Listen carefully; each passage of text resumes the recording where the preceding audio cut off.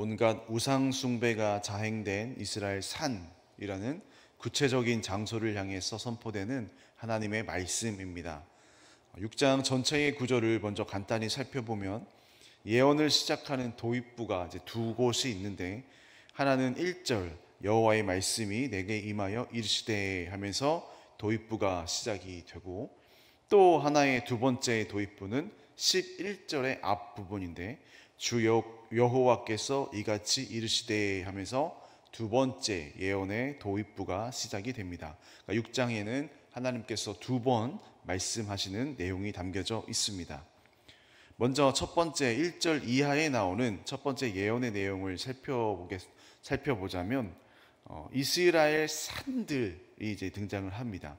그리고 이스라엘 산들이 이제는 점점 그 산이라는 뭉뚱그려진 장면이 아니라 그 산 안으로 깊숙이 들어가서 구체적인 장소들이 언급이 됩니다. 산과 언덕과 시내와 골짜기라는 지명들로 점점 그 심판 선언된 장소들이 구체화되기 시작합니다. 이 장소들은 모두 우상 숭배가 실제로 자행되었던 장소입니다. 하나님은 이 모든 곳에 칼을 보내어 이 산당들을 멸하시겠다라고 선언을 하십니다. 바로 전쟁을 통한 심판 예언입니다.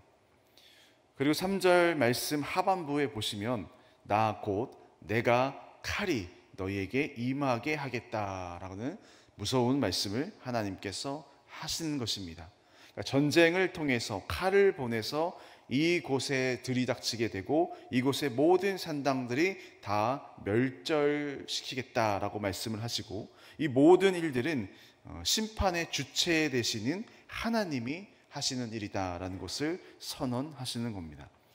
하나님의 심판이 이곳에 임할 때 이곳의 제단들은 다 무너지게 되고 향을 올렸던 단들은 다 산산이 부서지게 되는 것입니다. 이곳에서 제물을 바치고 분향했던 우상 숭배자들 역시 죽음을 피할 수 없고 그들이 섬겼던 우상들 앞에 엎드러지게 될 것입니다. 오늘 말씀에서 하나님은 이들 우상 숭배자들의 시체를 단순히 그냥 시체뿐만 아니라 그 시체들을 우상 앞에 놓아두실 뿐만 아니라 이들의 뼈를 제단 주위에 흩어버리시겠다라고 하시는 아주 무서운 말씀도 하시기도 합니다. 5절 말씀인데요, 한번 읽어보겠습니다. 이스라엘 자손의 시체를 그 우상 앞에 두며 너희 해골을 너희 제단 사방에 흩으리라. 이것은 이스라엘에게 너네 진짜 정신 똑바로 차려라, 이렇게 강하게 충격을 주시는 말씀입니다.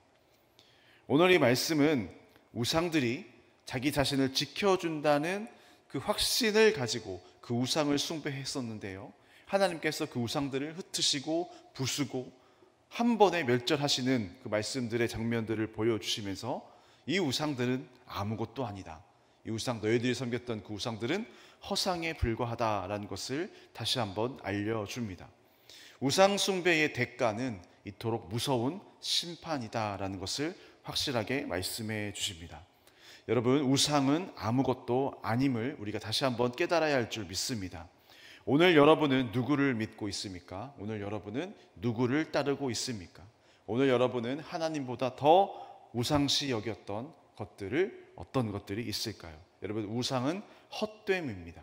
우상은 헛된 것이고 하나님 앞에 아무것도 아닌 것이고 하나님이 제일 싫어하는 것이 우상입니다. 우리가 하나님보다 더 섬겼던 우상들이 있다면 오늘 이 새벽에 그것들을 다 내려놓고 회개하면서 주님 앞에 나가야 될 줄 믿습니다. 그 다음 6절에서 7절까지의 말씀은 이 심판의 말씀들이 더욱 확장됨을 알려주고 있는데요, 심판은, 하나님의 심판은 그 우상을 범했던 그 산당들이 있었던 그 자리에만 머무르지 않고 우상 숭배자들의 삶의 자리까지 찾아가서 하나님의 심판이 임하게 되는데요, 6절 첫 번째 도입 부분만 말씀을 한번 보면은 이런 말씀이 있습니다. 내가 너희가 거주하는 모든 성읍이 사막이 되게 할 것이다 라는 말을 합니다. 단순히 산당들이 있었던, 우상들이 있었던 산과 시내와 계곡들과 그곳만 멸절시키는 것이 아니라 우상 숭배를 했었던 너희들이 거주하는 그 성읍, 너희들의 그 삶의 터전까지 사막이 되게 하겠다라는 아주 무서운 심판의 말씀입니다. 그래서 결국 우리의 삶의 자리, 모든 성읍들도 다 황무지가 되고 산당들도 파괴되고 우상 숭배자들도 다 죽임을 당하게 된다라는 무서운 심판의 말씀을 하고 계십니다. 하나님은 이러한 심판을 선언하시면서 이들 중에 계속해서 반복되는 또한 메시지인데요, 일부는 살아남게 될 것이다 라는 말씀을 계속 에스겔서를 통해서 반복하십니다. 오늘도 그 내용이 담겨져 있는데 바로 8절에서 10절까지의 내용입니다. 이 살아남은 자들은 여러 나라에 흩어져서 목숨을 부지하게 될 것임을 알려줍니다. 하나님이 이들을 살려두신 이유는 바로 심판의 증인이 되게 하시려는 것입니다. 특별히 9절 말씀에 보면 이러한 말씀이 있습니다. 우리 9절 말씀을 함께 한번 읽어보겠습니다. 시작. 너희 중에서 살아남은 자가 사로잡혀 이방인들 중에 있어서 나를 기억하되 그들이 음란한 마음으로 나를 떠나고 음란한 눈으로 우상을 섬겨 나를 근심하게 한 것을 기억하고 스스로 한탄하리니 이는 그 모든 가증한 일로 악을 행하였습니다. 우상 숭배자들, 특히 9절 말씀에 보면은 이 우상을 숭배했었던 사람들, 하나님께서 살려두셨던 남아있는 이 자들이 스스로 한탄할 것이다 라고 말합니다. 여기에서 한탄하다 라고 번역된 쿠트라는 히브리어 단어는 사실은 한탄이라는 뜻보다는 더 심한 뜻이 담겨져 있는데요, 자기 자신을 혐오스럽게 여기다 라는 뜻입니다. 즉 이때 당시에 죽지 않고 남아서 여러 나라로 흩어져서 목숨을 부지하며 살아갔던 사람들은 자기 자신을 혐오스럽게 여기면서 자기 자신들의 죄악을 철저히 깨달으면서 자기 자신들의 죄악에 대해서 철저히 후회하게 될 것이다 라는 하나님의 말씀이 담겨져 있는 것입니다. 그러면서 진짜로 하나님이 하나님이시구나, 흩어져서 우리가 살아남아서 이런 생각하는 거죠. 아, 진짜 주님만이 참 하나님이시구나, 우리가 헛된 우상들을 섬겼구나 라는 것을 깨닫게 된다라는 것입니다. 하나님은 이 심판을 오늘 에스겔 선지자에게 전하라 라고 하십니다. 그것이 바로 이제 두 번째 심판인 도입부가 시작되는 11절의 말씀인데요, 11절 말씀도 한번 읽어보겠습니다. 우리 시작. 주 여호와께서 이같이 이르시되 너는 손뼉을 치고 발을 구르며 말할지어다. 오호라, 이스라엘 족속이 모든 가증한 악을 행함으로 마침내 칼과 기근과 전염병에 망하되.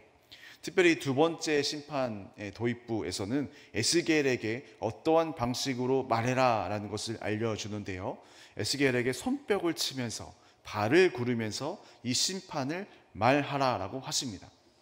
이 동작은 하나님의 마음, 하나님의 감정을 표현하는 동작입니다. 하나님이 이 심판의 진노를 말씀하실 때에 그냥 부드럽게 말씀하시는 것이 아니라 정말 온몸으로, 에스겔 선지자가 온몸으로 온 마음 다해서 그 하나님의 분노하심을 표현하는 행동인 것입니다. 이 시점에서 우리가 이 에스겔처럼 예언자의 영성을 가졌었는지 우리 자신을 되돌아볼 수 있습니다.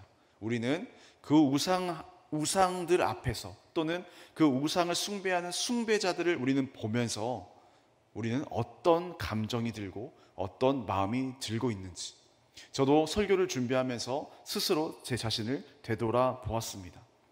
세상에 좋아 보이는 우상들, 또한 세상에 좋아 보이는 그 우상들을 따라다니며 섬기는 사람들을 보면서 내가 아무런 감정이 들지 않는다면, 내가 그들을 향한 하나님의 마음이 표현되지 않고 하나님의 분노가 표현되지 않고 하나님의 아파하심이 표현되지 않는다면, 그들을 향한 내가 긍휼의 마음이 들지 않는다면, 애통하는 마음이 들지 않는다면, 오늘 다시 우리는 하나님의 마음을, 다시 성령에 충만하여지기를, 우리 마음이 다시 뜨거워지고 하나님의 복음으로, 하나님의 마음으로 다시 충만하여지기를 오늘 이 새벽에 구해야 할 것입니다. 하나님, 오늘 이 새벽 가운데에 하나님의 마음을 부어주시어서 이들을 보면서 정말 한탄하시며 아파하셨던 하나님, 또한 에스겔도 그 하나님의 마음을 알고 그 하나님의 마음을 깨닫고 정말 발을 동동 구르며 손뼉을 치며 긴급하게 간절하게 주님의 심판의 말씀을 전했던 그 에스겔을처럼 오늘도 그 예언자의 영성, 예언자의 마음을 오늘 우리에게도 부어주시어서, 그 하나님의 마음을 오늘 우리에게도 부어주시어서 오늘도 주를 따르지 않고 주를 믿지 않고 또한 세상의 많은 우상들 앞에서 우리도 같이 아파하게 하시고 같이 기도하게 하시고 같이 긍휼함을 가지고 나아갈 수 있도록 오늘 이 새벽에 허락하여 주시옵소서. 오늘 우리가 이 새벽에 이렇게 기도하면서 나아가야 될 줄 믿습니다.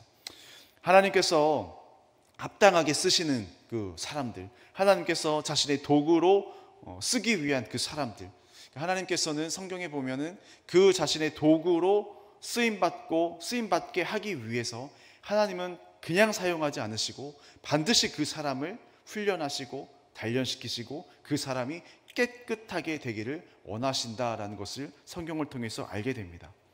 하나님께서는 그 이스라엘 백성들을 자신의 백성으로 삼기 위해서 그 애굽에서 한 430년간 고생한 이들이지 않습니까? 그들을 광야로 이끌어내어서 이제 기쁘게 즐겁게 살게 하면 되는데 광야로 이끌어내어서 40년간을 또 고생을 시키십니다.